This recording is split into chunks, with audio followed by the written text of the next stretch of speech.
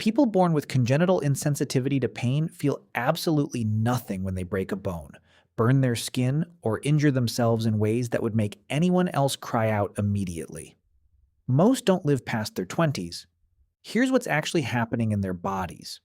Congenital insensitivity to pain, sometimes grouped under a broader set of conditions called hereditary sensory and autonomic neuropathies, is caused by rare genetic mutations that interfere with how pain signals travel from the body to the brain.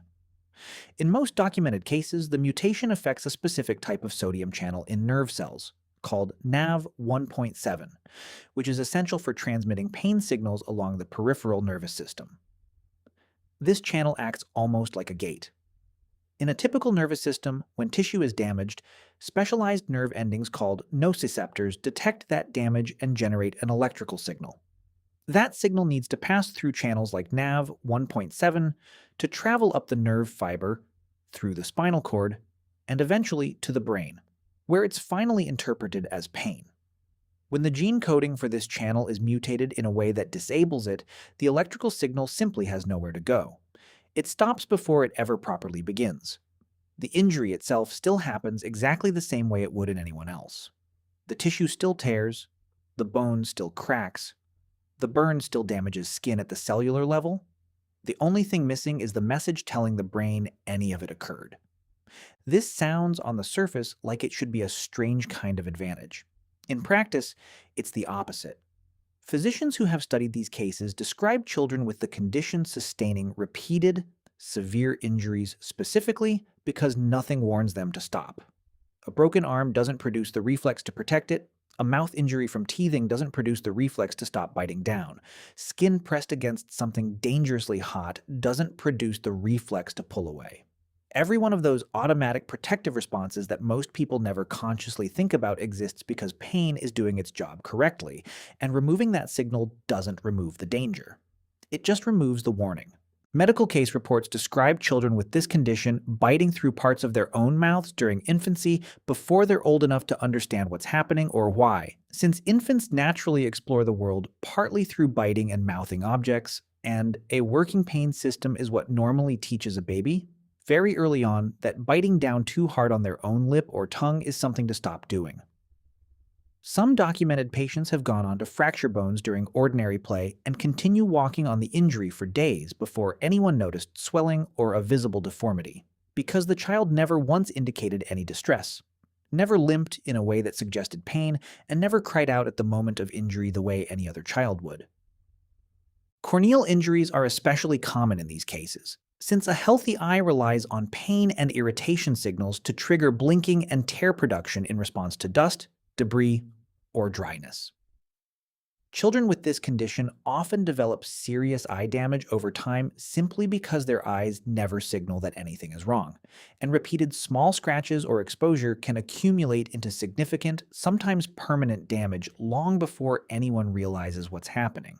Dental problems are common for similar reasons, since the discomfort that would normally prompt a person to stop grinding their teeth or seek treatment for a cavity simply never arrives. Here's where it gets stranger.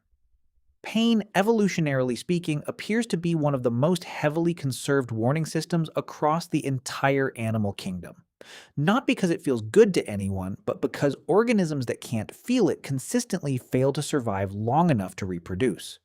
Species as distantly related as insects, fish, and mammals all rely on some functional analog of a pain response, which is exactly the kind of pattern evolutionary biologists point to as evidence that a trait is doing something critically important, since evolution tends to preserve costly, unpleasant systems only when the alternative is worse. This is precisely why congenital insensitivity to pain remains so rare in humans. It isn't that the underlying mutation never occurs, it's that, in most cases throughout human history, before modern medical monitoring existed, children born with it didn't survive to adulthood, which kept the mutation from spreading widely through the population over generations. The rare individuals researchers have been able to study in detail typically survive today only because of intensive, ongoing medical monitoring, something that simply wasn't available for most of human history, and something that remains resource-intensive even now. This reframes something people rarely think about consciously. Pain is usually described using words like unpleasant, uncomfortable, or something to be avoided. Almost nobody describes pain using the word necessary, even though it is, in the most literal biological sense, one of the primary reasons complex organisms have survived long enough to exist at all. The instinct to pull your hand back from a hot stove before you've even consciously registered the heat isn't a flaw in your nervous system. It's one of the most well-optimized safety mechanisms your body has, operating through a reflex arc that bypasses the brain entirely in the first fraction of a second, specifically because waiting for conscious thought would already be too late. Researchers studying these rare genetic conditions have also found something unexpected with direct medical relevance. Because the mutations involved affect a specific identifiable sodium channel responsible for pain transmission, and because people who lack a working copy of that channel experience no pain at all rather than merely reduced pain, pharmaceutical researchers have spent years trying to develop drugs that selectively target that same channel, NaV 1.7, hoping to create an entirely new category of painkiller. The goal is a medication that blocks pain signals as completely and safely as this rare genetic condition does naturally, without any of the broader risks associated with existing options like opioids, which act more broadly across the brain and carry a well-documented risk of dependency. Several such drugs have entered clinical trials over the past decade, working from the theory that if a specific genetic mutation can switch off pain that precisely and that completely, a targeted medication might eventually be able to do the same thing, deliberately and temporarily, for people who actually need pain relief, without disabling every other function pain normally serves in a healthy nervous system. For people who live with this condition today, management mostly involves constant, deliberate vigilance to compensate for a missing warning system. Regular physical examinations to check for unnoticed injuries, since fractures or soft tissue damage can otherwise go undetected for extended periods. Careful monitoring of body temperature, since some forms of the condition can also affect temperature regulation alongside pain signaling, making both heat stroke and frostbite harder to detect early.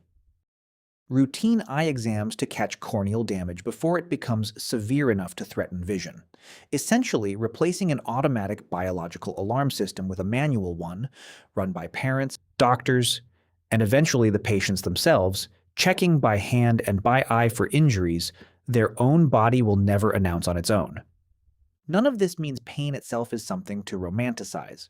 Chronic, unresolved pain is a serious medical problem in its own right, and nobody studying these rare genetic cases is arguing that people should simply be grateful to feel pain in every circumstance, or that chronic pain sufferers are somehow fortunate compared to those who feel none. But the existence of people who feel none at all reveals in the starkest possible terms what pain was actually built to do all along.